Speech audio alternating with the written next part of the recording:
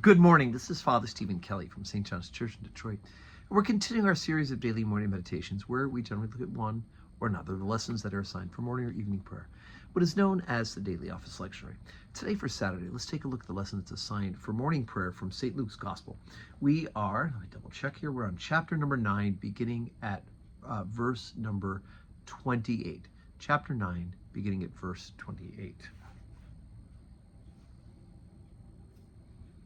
And it came to pass about the 8 days after those sayings that he took Peter and John and James and went up into a mountain to pray. And as he prayed, the fashion of his countenance was altered, and his raiment was white and glistering.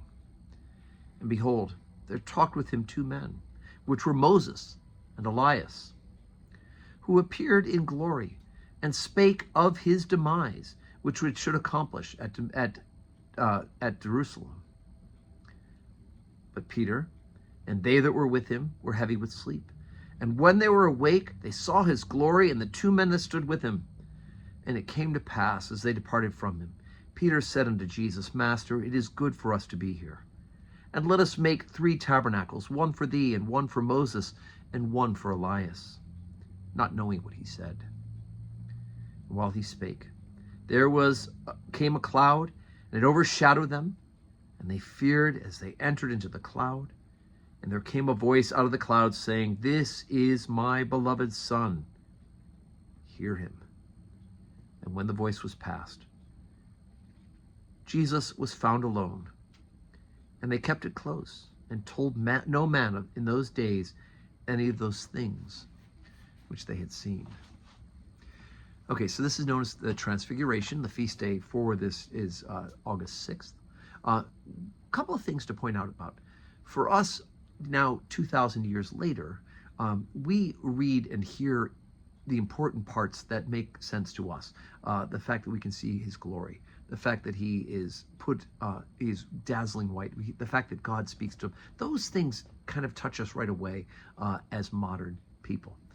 But for those in the time of Jesus, those who were living in that first century, especially those of Jewish lineage, they would hear in this all sorts of allusions to Jesus and the Old Testament, to the covenant they were living in at that time. For them to hear that Jesus, with this Moses and Elias, you got the most important of the law, the giver of the law, Moses, and the prophets, Elijah. Right? The fact that Jesus is appearing with the 2 of them is remarkable. The other thing, of course, is the tradition is that Moses' body has never been found, and that some of the deuterocanonical apocryphal literature says that he was brought up into heaven. And we know Elijah did not die. He was brought up into heaven. So you hear of the appearance of those 2 as well in that sense. The glistening white would have had that the original Testament, the original covenant people thinking about whenever Moses was in the presence of God, his face shone, right? And so much so that he had to veil his face when he was with the people because they couldn't look on him. Now they see you have Moses and Elijah and Jesus, all with that great brightness. Not just their face, but their whole countenance is changed. And also the fact that they were covered in a cloud would have also hearkened to what happened in the time of Moses.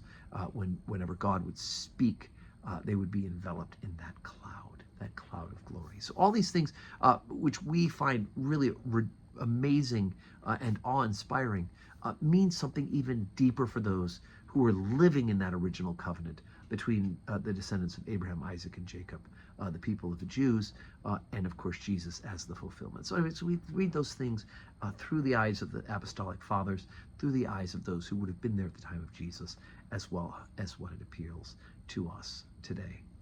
So, as I said, today's Saturday. We don't have public worship today, but we're getting ready for worship tomorrow, right? Tomorrow is going to be the 5th Sunday after Trinity, and we have baptisms at the 10 o'clock service. We're going to do it right after the end of the baptism of the 10 o'clock service.